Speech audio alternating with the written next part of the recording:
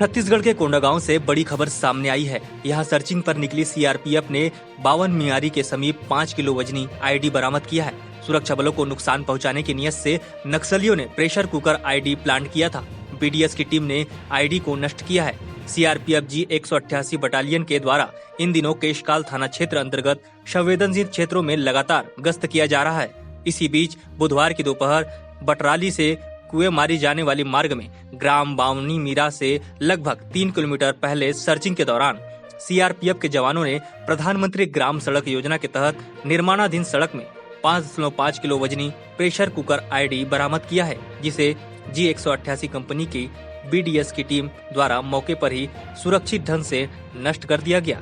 साथ ही आसपास के क्षेत्र में सघन सर्चिंग की जा रही है। सीआरपीएफ जी 188 बटालियन के कंपनी कमांडर राकेश कुमार रोशन ने इस घटना की पुष्टि की है। एसपी कोंडागांव के रिक्वेजिशन पर एक बी लेवल ऑप्स प्लान किया गया था आज सुबह 5:30 बजे। उस प्लान के तहत में हमारी कंपनी यानी कि G188 केशकाल से सुबह 5:30 बजे निकली थी और हमें बटराली से बामनी मारी तक का एरिया डोमिनेशन के लिए दिया गया था। हमारी टीम दोनों तरफ फ्लैंकिंग से और फिर सड़क को भी चेक करते हुए चल रही थी। वहाँ पर बीडीएस स्क्वाड जो हमारी थी कुछ शक हुआ और फिर हमें उन्होंने जो है मुझे सूचित किया।